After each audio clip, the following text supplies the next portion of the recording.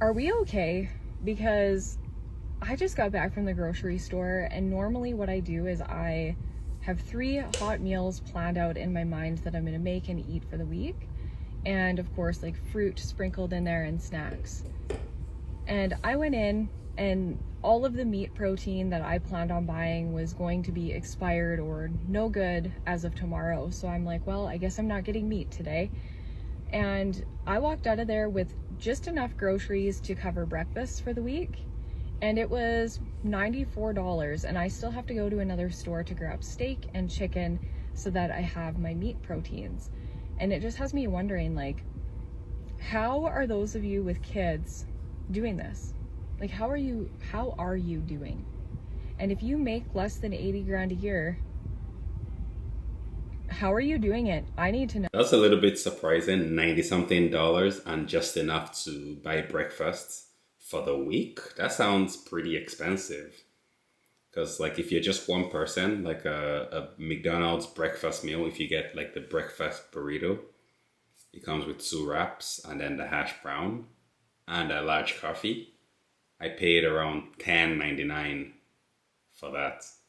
So if she paid 90 something dollars for a whole week for just breakfast for herself, then it means that she could have had breakfast at McDonald's for about 70 something dollars for the week. So there's something wrong when grocery prices are now competing with McDonald's prices. It just really means that there's really nowhere to run, nowhere to go. Almost like the people that kept saying homesteading, homesteading, homesteading, like growing your own chickens, getting your own eggs, your own milk, being self-reliant. I think that is what the real wealth is going to be with the way things are going right now. Y'all let me know what you think about that down in the comments below. Like, do you know anybody that is homesteading right now? How do you get into homesteading? Because I really think, although to homestead you need land, right? Because you can't you can't raise chickens in an apartment building. You're gonna get your landlord on your ass like crazy. So yeah, really, homesteading is really not an option for most people. So you just have to kind of write it out. I think in this economy right now, it's definitely not a single person economy.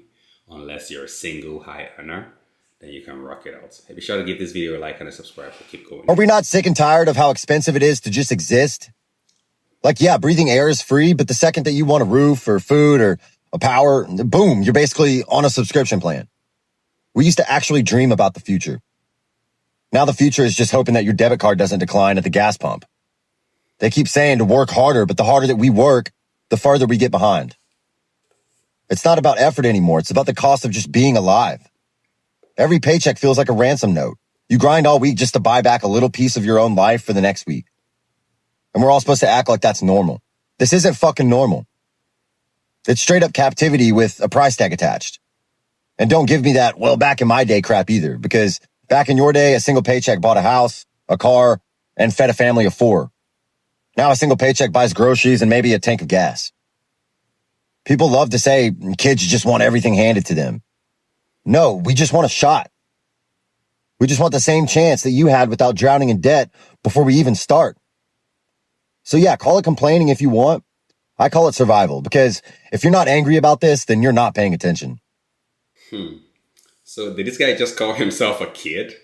I swear, like these younger generation, they are aging like at an alarming rate. And I think there has been some videos about this as well, where like, why is it that I'm not that good with the generations, but yeah, help me out down in the comments below. Like, what is the generation after the millennials? Apparently some of them are already even looking older than millennials. So don't be surprised that this guy might actually be even younger than a millennial, because he called himself a kid. I don't even consider myself a kid, and I'm 33. Now, with that being said, he's absolutely correct when he says that like, don't give me the back in my day crap, because like he said, one income used to be able to take care of an entire household. I remember with my dad, like he was like the breadwinner. My mom was a teacher, and her income was mostly supplementary. Now this was back in Nigeria, so maybe it's different, but I know that we're also suffering the same issues in Nigeria, because I hear from my family that I have remaining in Nigeria. And it's the same complaint, probably amplified even more. It's actually worse in Nigeria. Because I remember like now a bag of rice in Nigeria is like tens of thousands of naira. When I was back in Nigeria in 2008, you could usually get it for like a couple thousand. So like the inflation in Nigeria is like on supercharging mode. So he's correct when he says that the buying power has definitely taken a hit. And even my dad acknowledged that as well. So what do we do? Like, what do we really do at this point? Because we already know that one job is not going to be enough. So people started doing two jobs. But now it's looking like these people, they want to just swallow up any income that we make by just, so if you get two jobs, then they just raise the bar. And then you get three jobs and then they raise the bar. And then eventually people are going to be working nonstop. And I wonder if that's where they really want us to be. A point where we're just so busy working that we're not able to really see what's right under our nose.